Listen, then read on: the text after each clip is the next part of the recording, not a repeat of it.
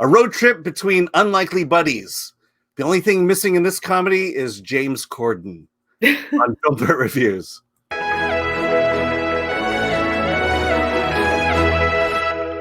I'm Alan Ning. I'm with Zorianna Kit, and today we review Half Brothers. Renato, a Mexican aviation executive, is shocked to learn he has an American half-brother he never knew about, the free-spirited Asher.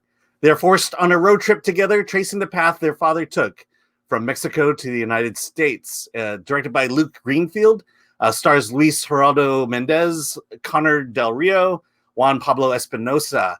This is a surprising one because this is a comedy. This is a buddy comedy, and this is a road trip comedy. And we've seen more than our fair share of that. And I found this to be refreshingly original in spite of its overdone plot. What did you think of Half Brothers?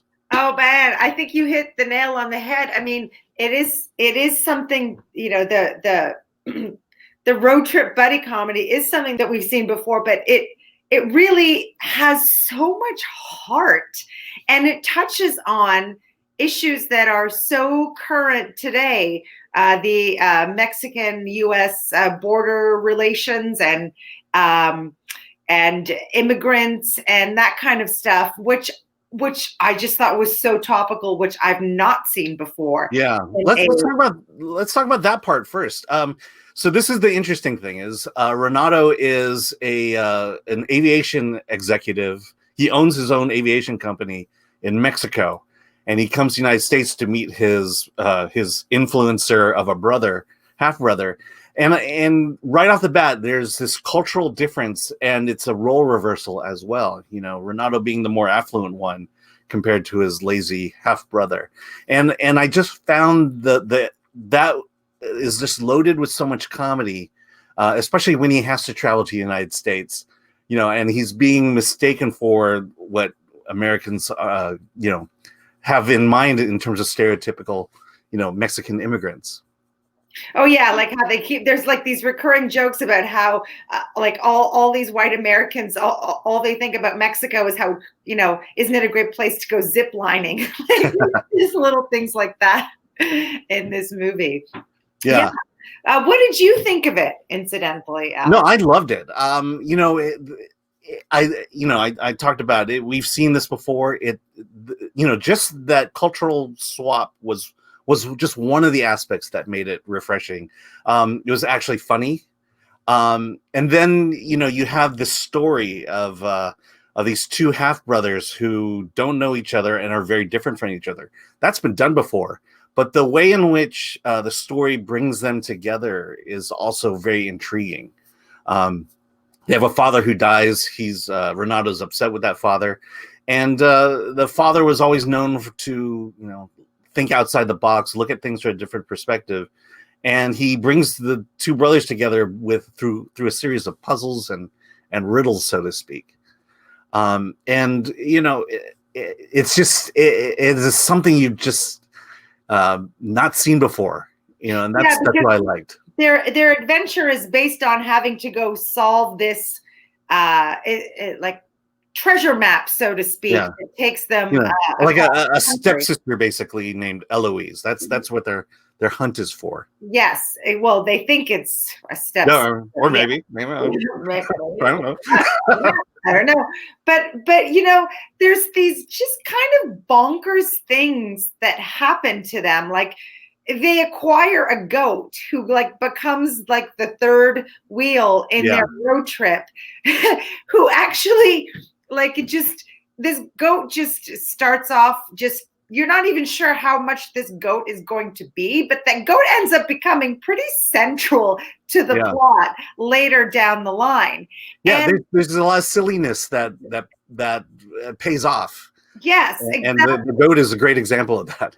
Yeah, but I do have to commend the two lead actors because they are so good at having those comedic chops, but you see behind the eyes there's hurt and there's pain, especially the American brother who it's so obvious how he's masking his failures with this very loud outward appearance, and that layering is not easy. It could have been like so many road trip buddy comedies are so one note, and it doesn't go any deeper than the surface character that you meet. But the layering here was so great that you really felt something for these characters. No, I mean, you bring up something really important here, is that American comedies tend to be that way. It's a wacky character, and the comedy and depth of character comes in that element of wackiness. While this one, it really does build layers that the American son, his wackiness is a defense mechanism, so to speak. You liked him. I liked Luis Gerardo Méndez, who played Renato. The thing about his performance is he plays it deadly serious. There are moments where he has some levity, where he kind of lightens up, but in terms of a character, he is so grounded. He is so believable as this character, and he never plays it over the top. And I think that's the brilliance of this story and his performance as well. I mean, I was immediately drawn to just how good he was in this film.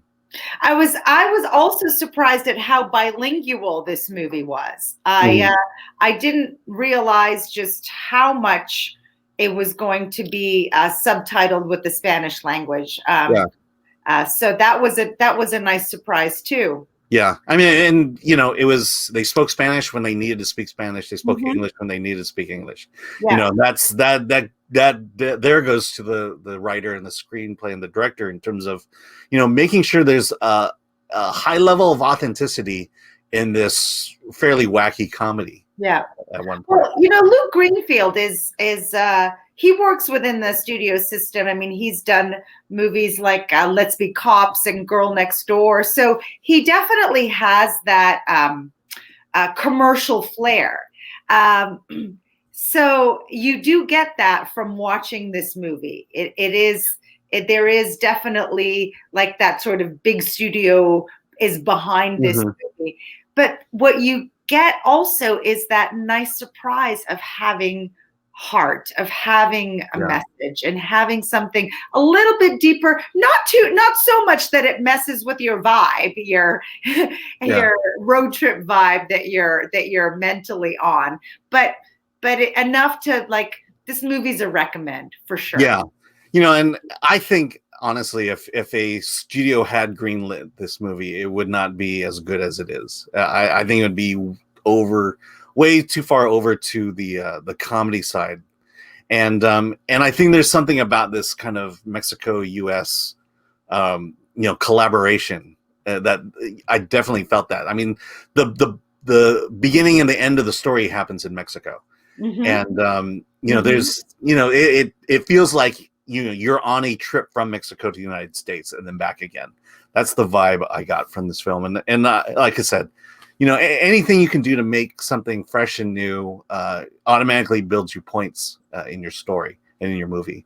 Clearly, you had a good time just as much as I did. Love the actors, the story, the heart. So I'm going to guess an 8. 8.5. I'm going to give it an 8.5. It definitely was I was not prepared for what an enjoyable ride I would have. It's funny because when I mentioned this movie to you, I purposely just gave you the title and said, see if you can get a hold of this one and let me know what you think. I just did not want to build up any expectation until you actually saw it. Yeah, I'm glad that that's all you said, because I'd seen the trailer and I was prepared for something that was going to be more on the silly, superficial side. So I'm glad that you had me watch this. I think you gave it an 8. I would say not an 8.5. Not really sure why I'm saying that, but I think for you 8.5 is one step closer to 9, and that is not a 9 for you.